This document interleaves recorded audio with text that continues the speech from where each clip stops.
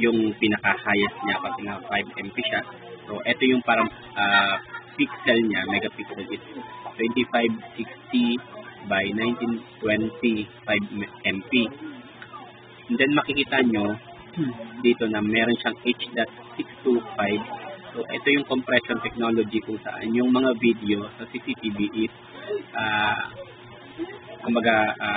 kinakompress niya para magkasya doon sa recording device na gamit niya. So, for this type is micro SD. And then number 2, audio. Built-in mic and speaker. Supports two-way audio or two-way talk. So, dito, makikita natin dito sa camera, actually hindi siya masyadong visible, baka dito sa ilalim, yung built-in mic niya, microphone. So, ilang metro lang yung kaya nitong ma-capture. So, let's say, para mas clear, baka nasa less than 1 meter lang. And then, yung speaker naman niya sa camera is banda sa likod. So, medyo ano natin to. Kaya, tingnan ko.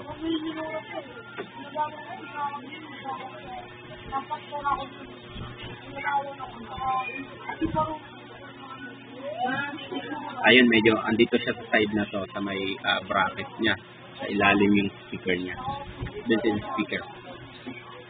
So, number 4 is spotlight. Ito yung spotlight na tinatawag niya. Infrared light. So, ito yun, yung apat na LED light or infrared light. And warm light. Actually, andito din yung warm light niya.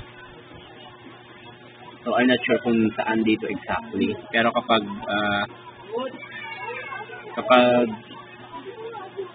tinatry kong ilagay yung ano niya, yung sa white light, mapapansin naman siya.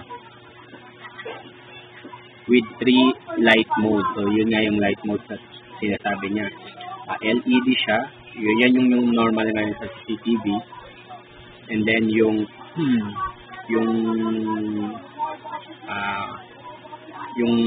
active deterrence nito, yung umiilaw yung blue and red. And then, yung warm light niya or spotlight is yung medyo yellowish na kulay ng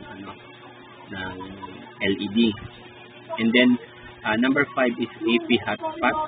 Supports AP hotspot model. Camera can be connected to phone directly without router. Ibig sabihin, makaka-connect ka dito sa camera na hindi ka na dumadaan ng Wi-Fi. Kasi diba usually, yung mga CCTV, kina-connect natin sa Wi-Fi para ma-connect natin siya sa cellphone. Pero yung sinasabi niya na AP hotspot ito, hindi ko pa siya na-try. So, sa mga susunod na testing, gagawin ko siya. Kasi ngayon, na-connect ko siya sa phone dahil dun sa Wi-Fi niya na nakakonect ako.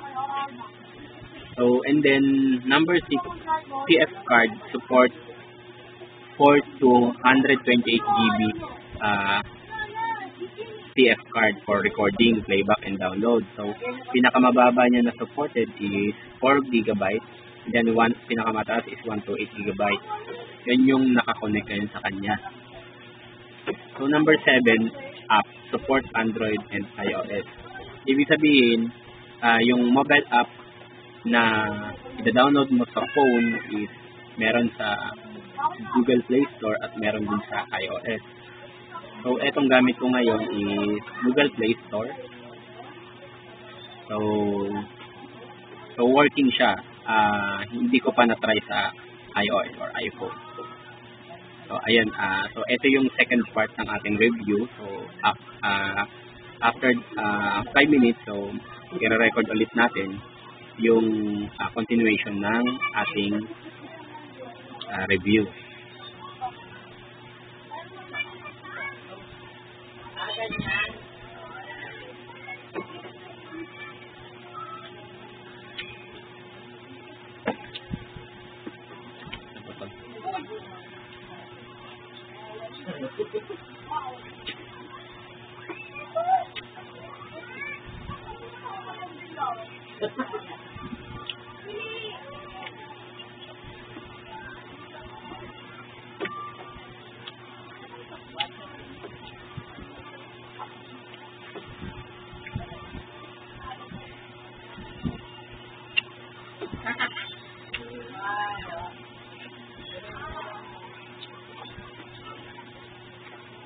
Well, saga para mas maluto na lang balonong ko. Pamahawa na lang ano mo. Sa trabaho ko matry kaya magtinda. Kasi katrabaho ko. Matry magtinda. Ano lang. Pamahawa na lang.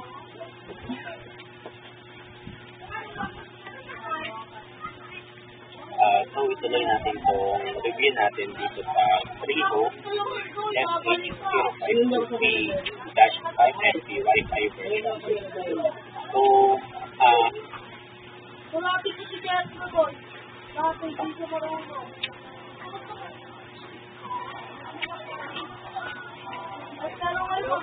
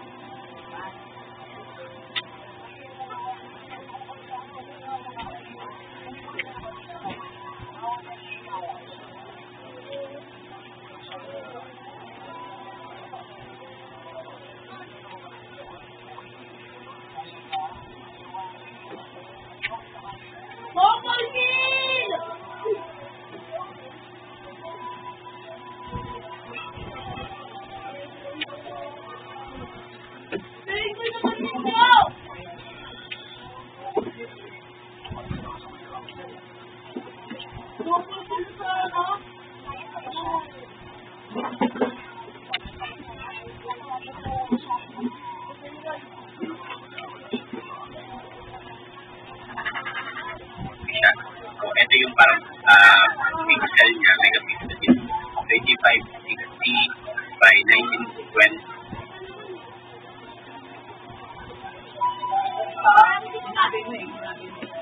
Yung pinaka-highest niya pag na-5 MP siya. So, ito yung parang pixel niya, megapixel din. 2560.